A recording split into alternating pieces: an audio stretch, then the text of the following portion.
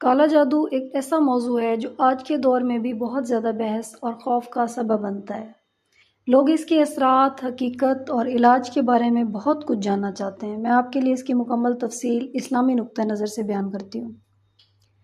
کالا جادو، حقیقت، اثرات اور علاج۔ کالا جادو ہے کیا؟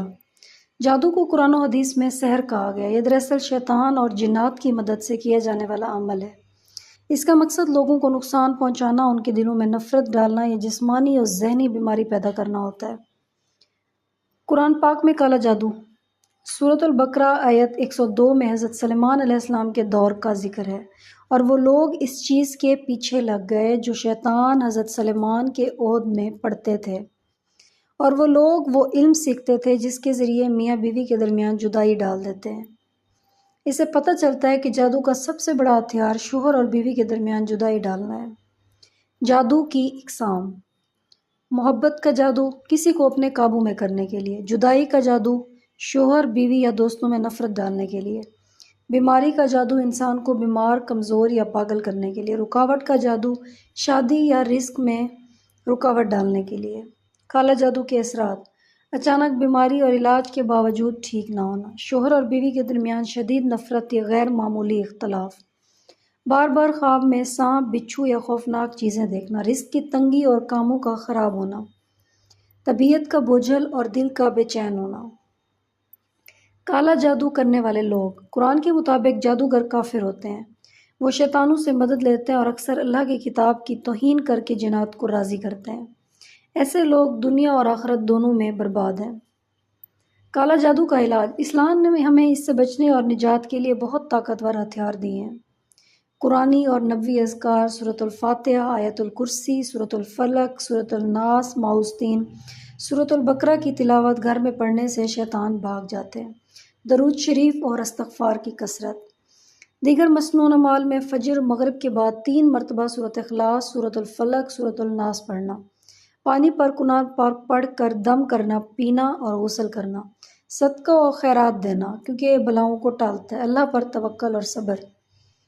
کالا جادو سے بچاؤ کے لیے ہمیں 5 وقت کی نماز کی پابندی کرنی چاہیے، قرآن کی تلاوت روزانہ کرنی چاہیے، گھر سے باہر نکلتے وقت بسم اللہ کہنا، بچوں کو سونے سے پہلے سورۃ الفلق اور سورۃ الناس پڑھ کر دم کرنا۔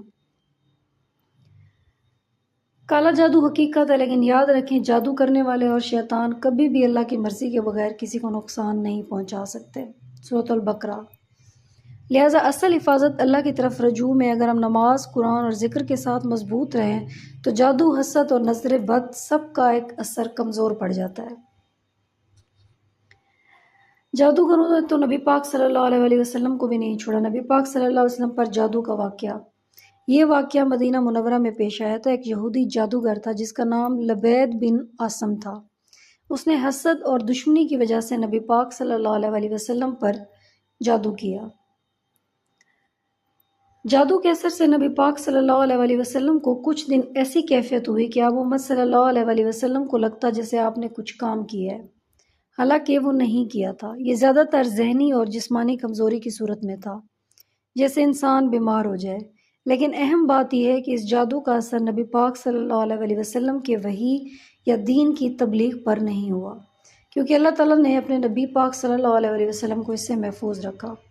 نبی پاک صلی اللہ علیہ وسلم نے اللہ تعالیٰ سے دعا کی، پھر جبرائیل علیہ السلام اور میکائیل علیہ السلام آئے اور نبی پاک صلی اللہ علیہ وسلم کو بتایا کہ آپ پر جادو کیا گیا ہے اور اس جادو کی گانٹھیں فلاں جگہ ہے۔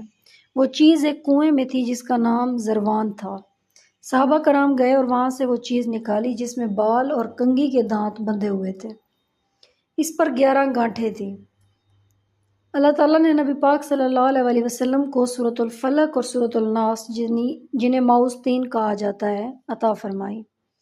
نبی پاک صلی اللہ علیہ وسلم نے جب یہ صورتیں پڑھی تو ہر آیت پر ایک ایک گانٹھ کھلتی گئی اور آخر میں آپ محمد صلی اللہ علیہ وسلم بالکل تندرست اور آزاد ہو گئے۔